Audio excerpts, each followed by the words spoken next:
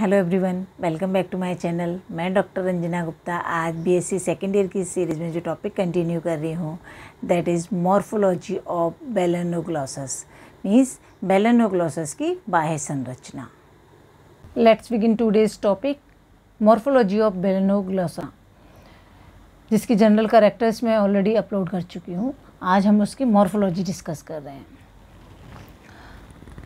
Morphology की बात करें तो हम इसके अंदर कुछ जो हम इसका स्ट्रक्चर जो है, बॉडी हमें जो इस तरह की इलोंगेटेड बॉडी दिखाई देती है, सिलिंड्रिकल है, इलोंगेटेड है और ट्यूबुलर भी हम थोड़ा सा कह सकते हैं।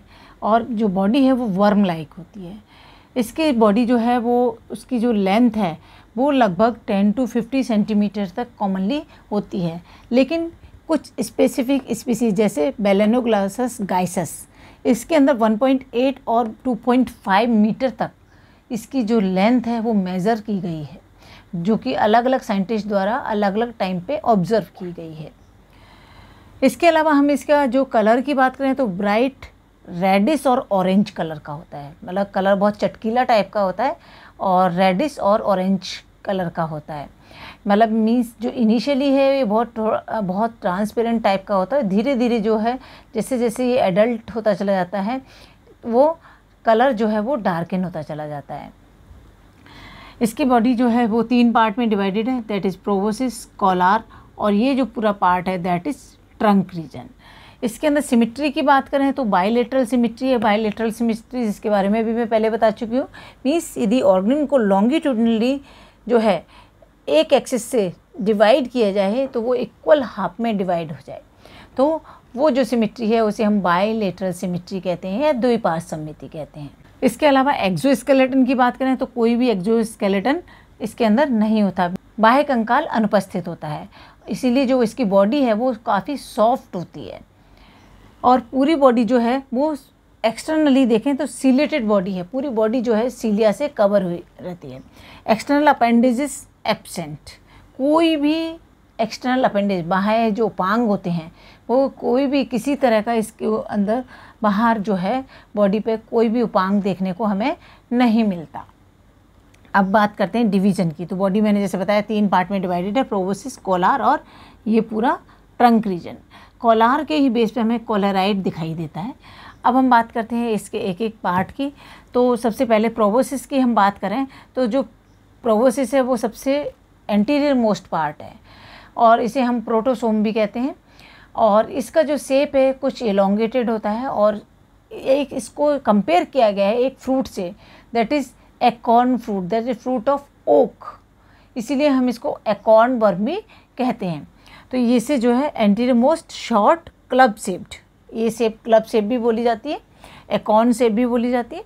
तो it has thick muscular wall, इसकी जो वॉल है बहुत मस्कुलर होती हैं कि और अंदर से ये हॉलो होता है, मीन्स खोखला होता है। थिक मस्कुलर होने का मेन रीज़न ये है क्योंकि इसकी जो हैबिट है वो ट्यूबिकुलस है, मीन्स बरो बनाता है। तो बरो बनाने के लिए इसको जो है प्रोबोसिस की थ्रू जो है ये अपने जो बरो का फॉर्मेशन है वो इस करता है। तो बरो इसकी से जो एंट्री करनी है तो ये जब पार्ट मस्कुलर होगा तो इसके अंदर कॉन्ट्रैक्शन और रिलैक्सेशन के थ्रू जो है ये बरो इजीली बना पाएगा। Proboscis coelom communicate with the outside through proboscis pore. इसके अंदर जो मैंने कहा बीच में हॉलो है दैट इज सीलोम, मीन्स देहगुहा प्रेजेंट है। तो जो इसकी देहगुहा है वो बाहर जो है आउटसाइड एक पोर के द्वारा कम्युनिकेट करती है जिसे हम प्रोबोसिस पोर कहते हैं। और कभी कभी ये जो है इस प्रोबोसिस पोर है वो या तो ब्लाइंड होता है और देयर आर 2 पोर्स, या फिर उसके अंदर 2 पोर होते हैं। ये डिफ़र करता है स्पीसीज़ टू स्पीसीज़।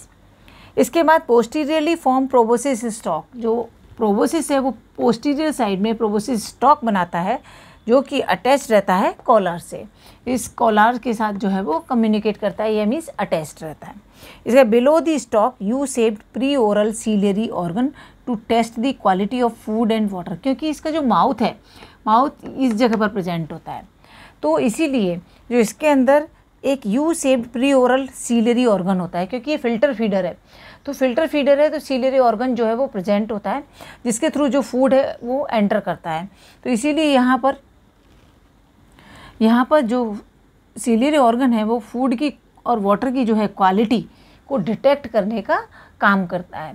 तो यदि वो क्वालिटी उनके लिए सूटेबल नहीं होती तो उसको वहीं से जो है डिस्कार्ड कर दिया जाता है, उसको बॉडी के अंदर जो है एंटर नहीं होने दिया जाता। ये था इसके प्रोबोसिस के बारे में। Let's continue. कॉलार और मिजोसोम। कॉलार रीजन जो कि ये वाला रीजन है, ये भी काफ़ी शॉर्ट होता है और हाईली मस्कुलर होता है, शॉर्ट और सिलिंड्रिकल होता है।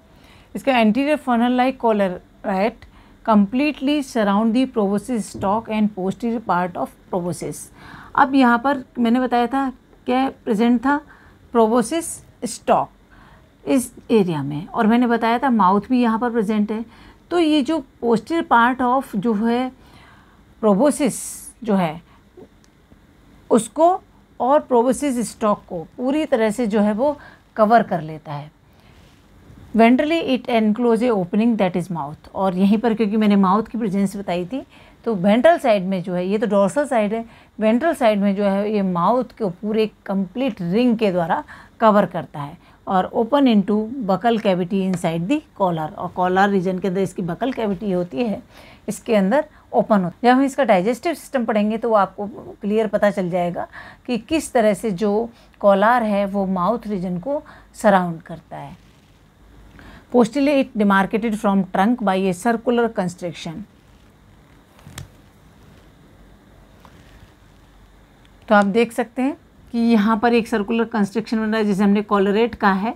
ये जो कॉलरेट तो इसका कंस्ट्रक्शन है, लेकिन ये जो पूरा ये थोड़ा सा कंस्ट्रक्शन जो डेवलप हो रहा है दैट इज सर्कुलर कंस्ट्रक्शन, जिससे जो है कॉलर और जो ट्रंक रीजन है वो डिफ्रेंशिएटेड हो रहे हैं। उसके बाद highly muscular with collar coelom opens outside through a pair of collar pores open into first pair of gill pouch.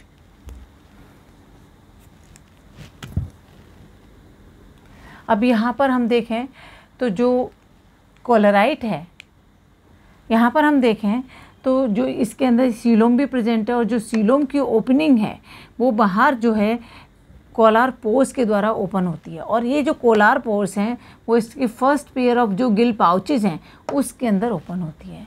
Means collar के अंदर जो सीलोम है वो कनेक्ट रहती है थ्रू कॉलर पोर्स जो कि बाहर खुलते हैं और उससे वो कनेक्ट होती है गिल पाउचेज से। अब बात करते हैं ट्रंक और मेटासोमा की। तो ट्रंक जिसे हम इसका सबसे लार्जेस्ट रीजन है, यहाँ से लेके पूरा यहाँ तक जो है इसका ट्रंक रीजन है, वो सबसे लार्जेस्ट एपियस annulated due to circular construction. ये जबकि थोड़ा सा फ्लैटेंड बॉडी होती है या हम के राउंडेड होती है, लेकिन फिर भी हमें जो है ये इसकी बॉडी जो है वो ऐसा लगता है सेगमेंटेड हो, बट ऐसा नहीं होता क्योंकि एनुलाई प्रेजेंट होती हैं तो वहाँ पर हमें सर्कुलर कंस्ट्रक्शन कुछ कुछ संकुचन से दिखाई देने लगते हैं, जैसे कि यहाँ पे दिख रहे हैं। तो इसकी वजह से जो है हमें उसके अंदर कंस्ट्रक्शंस दिखाई देते हैं। It bears mid dorsal and mid ventral ridge. पूरे में आप देख रहे हैं ये mid dorsal ridge, opposite side में वेंट्रल साइड में इसकी मिड वेंट्रल रिज जो है वो प्रेजेंट होगी।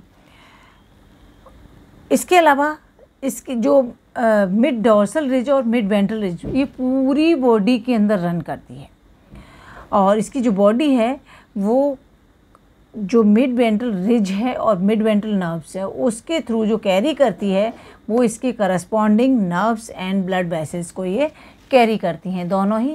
मीन्स जो वेंट्रल रिज है और जो डोर्सल रिज है। अब बात करते हैं कि ये जो पूरा रीजन है ट्रंक रीजन, इसको भी 3 पार्ट के अंदर जो है डिफ्रेंशिएट किया गया है। पहला है ब्रैंकियोजेनाइटल रीजन होता है ये वाला, branchiogenital region, hepatic region and post hepatic region. तो इस तरह से इसको 3 रीजन में डिवाइड किया गया है, that is branchiogenital, hepatic and post hepatic region. Let's continue branchiogenital region. Branchiogenital region जैसे कि ये वाला जो पार्ट है दैट इज ब्रैंकियोजेनाइटल रीजन। तो यहाँ पर anterior mark by the thin flat longitudinal lateral flaps, ये जो है पूरे ये इसकी जो है इसके जो है फ्लैप्स हैं, थिन जो है फ्लैट जिन्हें हम जेनाइटल विंग कहते हैं और जो गोनेट्स हैं वो इन्हीं के अंदर प्रेजेंट होते हैं। उसके बाद anterior half with Gill pores, इसका जो ऊपर का लगभग जो ब्रैंकियल रीजन है उसका लगभग आधा पोर्शन जो है एंटीरियर हाफ जो है वो फिल रहता है या वो कवर रहता है गिल पोर से या ब्रेंकियल अपर्चर्स के द्वारा।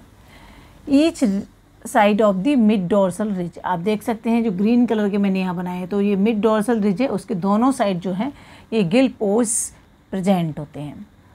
Number of gill pores increase with age, और इनका जो नंबर है एज के साथ जो है वो इंक्रीज होता जाता है। उसके बाद बात करते हैं इसके हेपेटिक रीजन की, जो इसका ये नीचे वाला पार्ट आपको दिख रहा है hepatic region. Hepatic region greenish in colour होता है और dorsal surface marked by the presence of numerous irregular intestinal circulation और हेपेटिक सी की, जो हेपेटिक सी की इसमें आपको दिख रही हैं, ये यहाँ पर इनका नंबर बहुत ज़्यादा होता है, न्यूमरस, और इनको हम इंटेस्टिनल सर्कुलेशन भी कहते हैं।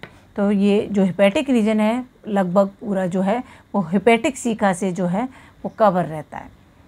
उसके बाद पोस्ट हेपेटिक रीजन, तो पोस्ट सबसे लॉन्गेस्ट रीजन होता है, ये पूरा जो है पूरा पोस्ट हेपेटिक रीजन है, एंड ऑल्सो कॉल्ड एब्डोमेन और कॉर्डल रीजन, इसे हम एब्डोमेन भी कहते हैं और कॉर्डल रीजन भी कहते हैं, जिसका जो लास्ट हम देखें या जो बिल्कुल एंड है that is bears terminal anus, तो post end slightly tapers and bears a terminal anus, तो इसके लास्ट में जो है एनस प्रेजेंट होता है।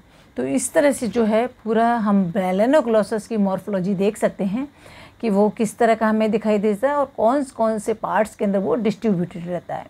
तो आई थिंक आपको समझ में आ गया होगा। फिर भी कोई डाउट है तो कमेंट सेक्शन में ज़रूर मेंशन करें। Thank you so much.